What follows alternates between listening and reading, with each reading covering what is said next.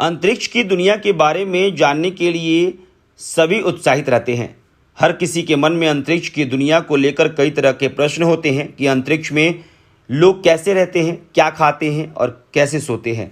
इस लेख में हमने उन कामों के बारे में बताया है कि पृथ्वी पर तो बहुत ही आसानी से किए जा सकते हैं, लेकिन अंतरिक्ष में करना लगभग नामुमकिन सा होता है।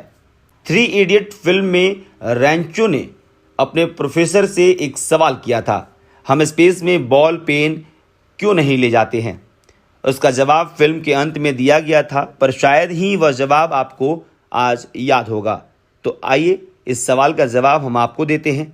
इसके बाद आप कभी इसका उत्तर नहीं भूल पाइएगा। दरअसल अंतरिक्ष में गुरुत्वाकर्षण की अनुपस्थिति के कारण पेन की स्याही नींव की तरफ नहीं जाती है।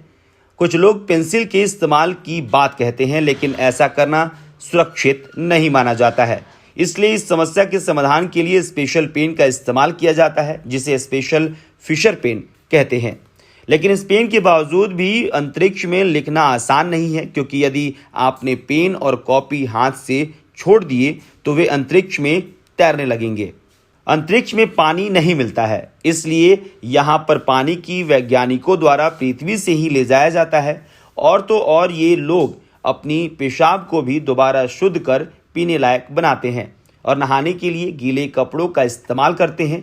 यहाँ पर वैज्ञानिक गिलास से पानी नहीं पी सकते हैं, जग या शावर से नहा नहीं सकते हैं, इसलिए वैज्ञानिक अपने साथ बहुत से कपड़े ले जाते हैं और एक कपड़े को कई दिन तक बिना धुले पहनते हैं।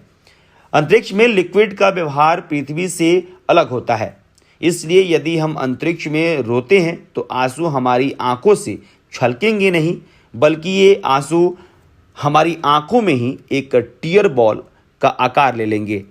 इस कारण अंतरिक्ष में रोना संभव नहीं है।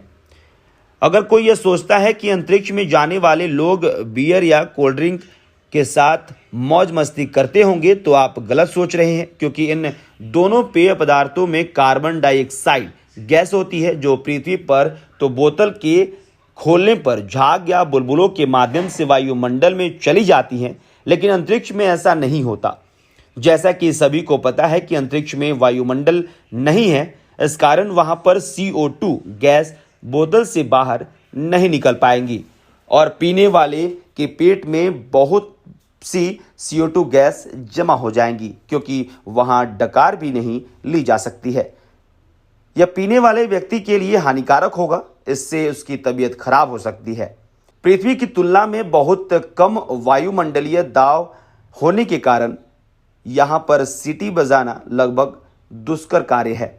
दरअसल सीटी की आवाज़ को दूसरे व्यक्ति तक पहुँचाने के लिए हवा की ज़रूरत होती है, जो यहाँ पर नहीं है। यानी सीटी बजाने के लिए पर्याप्त हवा की अनुपस्थिति के कारण आप यहाँ पर सीटी नहीं बजा सकते हैं।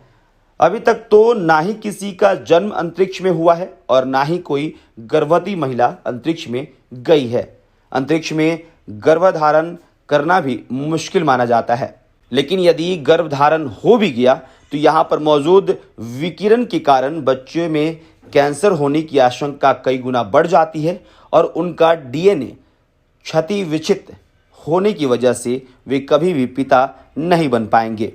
शून्य गुरुत्वाकर्षण के कारण भी उनकी हड्डियां और मांसपेशियां बहुत ही कमजोर होंगी। वैसे तो हमारे देश में कुछ लोग ट्रेन या बस की सीट पर कब्जा करने के लिए रुमाल या कोई अन्य चीज रख देते हैं, परंतु यह नियम अंतरिक्ष में लागू नहीं होता है। 1960 में हुई एक संधि के अनुसार कोई भी देश अंतरिक्ष के किसी हिस्से पर कब्जा नहीं कर सकता है, चाहे वह देश व जगह पर सबसे पहले पहुंचा हो।